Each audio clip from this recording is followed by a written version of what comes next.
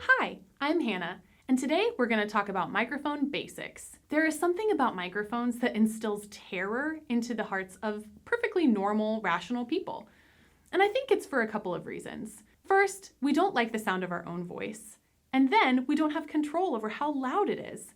And finally, we lack proper information on how to use it properly. Today, we're going to learn how to use a microphone correctly without distracting your audience. 3 things to remember when using a microphone: proximity, angle, and grip. First, let's talk about proximity. You want to hold the microphone 1 to 2 inches away from your mouth. Try to avoid drifting, which is when the microphone starts here and slowly ends up somewhere else. I've seen it drift as low as the belly button before. That's not doing you any favors. Also, try to avoid controlling your volume by moving the microphone closer or further away from your mouth. I know we've all seen musical artists do this, where they pull the microphone away from their mouth dramatically when they hit a really loud or high note.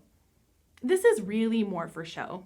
The person who is controlling their volume is their sound tech. In fact, if you pull the microphone really far away from your mouth, your sound tech is going to have to turn your voice up louder and louder, and this can cause feedback. Feedback happens when the output of the speakers gets re-amplified by your microphone over and over into an endless loop, and nobody wants that. Sometimes, even when we do everything right, feedback can still happen, and when it does, always defer to your sound tech. They know what to do, so let them do their job. One more top tip about feedback. When it does happen, never cover the microphone with your hand. It seems like this should help, and it should break the loop, but it doesn't. It just makes things so much worse. Next, angle. Hold the microphone at a 45-degree angle pointing toward your chin. The reason for this is the piece of technology that amplifies our voice is in the top of most microphones. So when we hold it like this, or like this, or like this, it doesn't amplify your voice. A 45-degree angle is perfect. And lastly, grip. Hold the microphone firmly and comfortably in the middle of the neck. You don't need to hold it like you're drinking some tea, and you don't need to give it a death grip. Firmly, right in the middle, is going to be enough to keep you from dropping an expensive piece of equipment, which I have done multiple times. A quick note about microphone stands and cables. Sometimes you're going to have a microphone that's on a stand, and if you're okay with that, great. But if you don't want it to be on a stand, remove the microphone first and then simply place the stand behind you. You don't need to make a big show about it.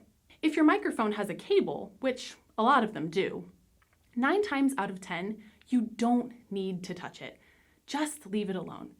The only reason you should have to touch your microphone cable is if you need to move it while you're walking to get it out of the way. I will now show you how to do that. Simply move it aside. You don't need to wrap it around your hand, you don't need to play with it, and you don't need to throw it out in front of you. Just leave it alone. If you approach a microphone stand that is too tall or too short for you, make sure you properly know how to adjust it before attempting to do so, even if that means having to call your sound tech over to help you. When we push too hard or pull too hard on a microphone stand, it can strip the screws internally, and then the stand won't work for you for very long. Thanks for watching this video all about microphone basics. It seems really simple, but sometimes the simplest things can cause the most confusion. Just remember, your microphone is there to serve you, so let it do its job. Thanks again for watching.